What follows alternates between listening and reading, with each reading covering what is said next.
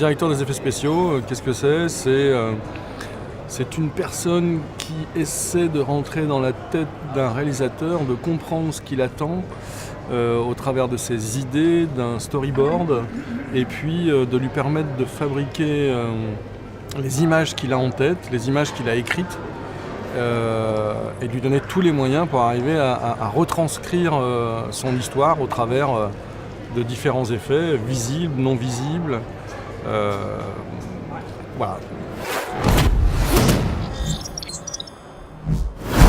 Fétiche depuis toujours, et c'est peut-être pas le plus grand film à effets spéciaux, mais pour moi c'est un des films qui m'a donné envie de faire du cinéma entre guillemets, puisque je suis pas réalisateur, je suis directeur d'effets, mais c'est Blade Runner.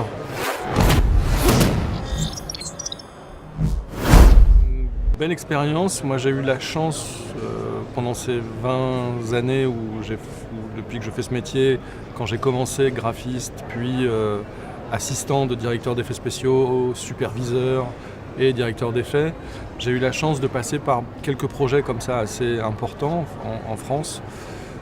J'ai eu la chance de commencer ma première expérience en tant que superviseur et assistant de directeur d'effets avec Astérix et Obélix Mission Cléopâtre. Donc c'était aussi un gros projet, au-delà de l'énorme sympathie et l'énorme amour qu'il y avait sur ce film.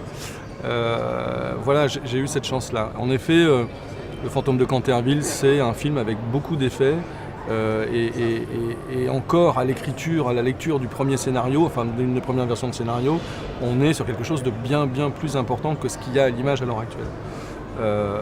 Pour des raisons de moyens, on diminue, mais déjà on est quand même encore, après toutes ces diminutions, dans quelque chose de très gros. Et c'est des belles expériences parce qu'en plus ce genre de film, ce sont des effets spéciaux visibles, c'est-à-dire qu'on les montre et on n'a pas peur de les montrer.